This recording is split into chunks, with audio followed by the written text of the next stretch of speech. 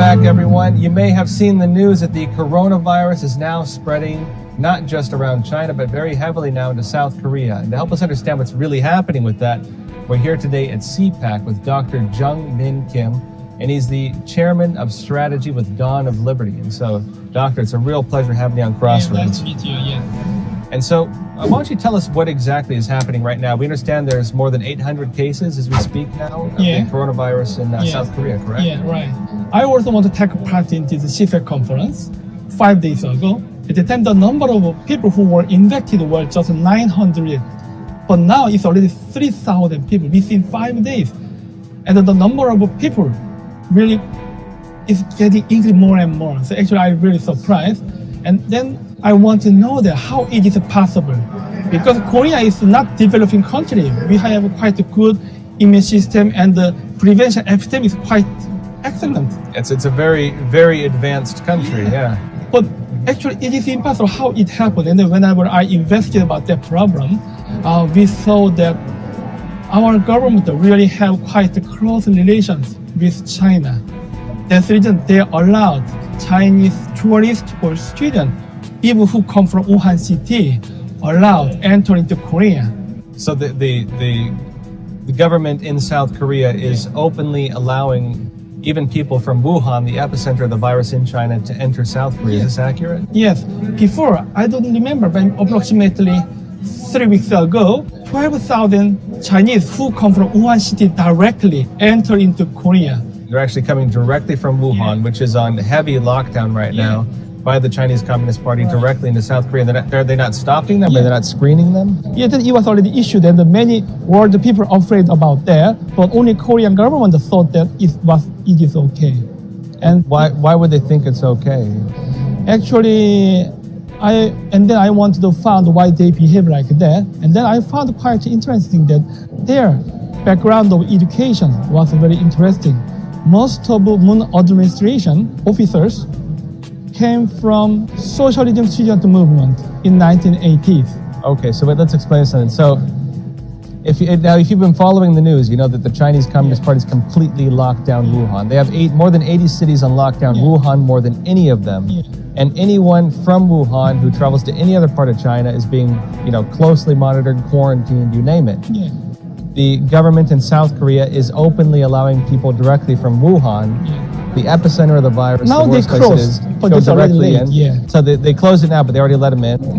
And you're saying that you've looked into the backgrounds of the government officials who let them in and found that they were part of these student socialist movements in the 80s. They studied Maoism and the socialism and Leninism. I think they really liked Chinese communists because in 2017, one of the political leaders of our government entered into China and then she took part in Chinese political party movement. And she also made a speech there. And she said that we support the Chinese one-way, one-route policy, and we hope that China can keep world peace. And we support Xi Jinping's foreign policy, etc., etc. And so you're saying that the government in South Korea has come out openly saying that they support the Chinese Communist Party in its form of government. Is that accurate? Yeah. And even now, we have such kind of difficulty and almost 100% Korean against their foreign policy. Our government still try to make a good relations, and whatever Chinese government say, we follow. And now we also have lots of people who were infected by Wuhan virus, so we need lots of masks. But our government, they monopolize the mask and export to China. So we have a shortage of masks. Despite the fact that, as you said, before CPAC, we're here at CPAC now on the last day. Before I left for CPAC, there were more than 800 cases in South Korea.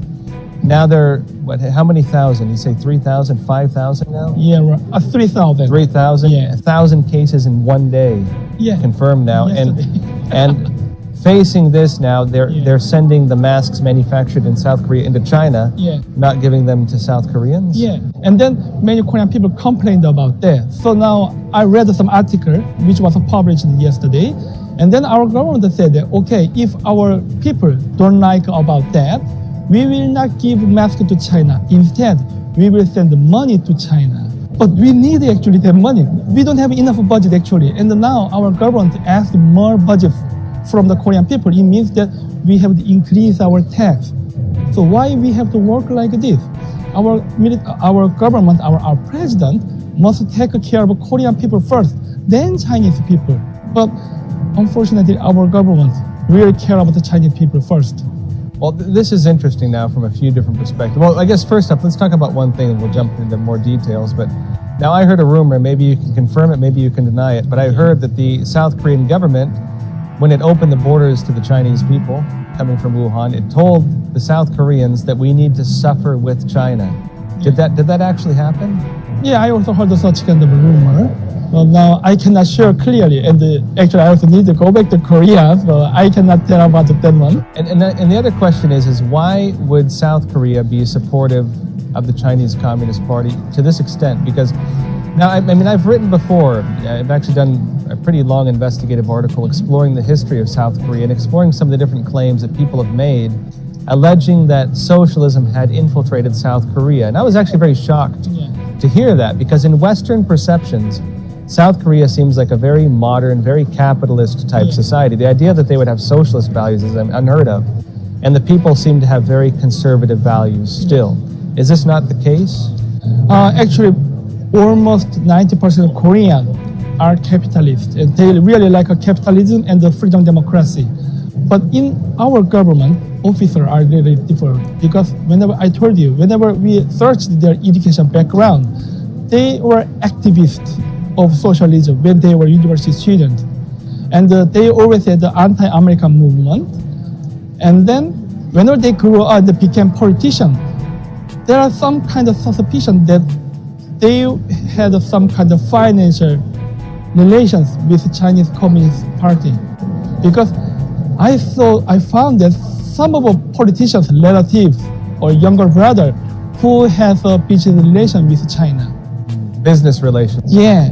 That sounds familiar. I think we've seen that in the U.S. as well. So you're saying that some of the politicians currently in South Korea who are making these decisions, who are saying we need to get closer with the Chinese Communist Party and work with them more closely, and seem to be putting the interests when facing this virus of China over their own people. When you've had 1,000 cases, new cases confirmed in a single day of the virus, which means it's spreading rapidly, it seems now, that not only do they have backgrounds of being part of these student socialist movements, but they have family members who have business ties with China.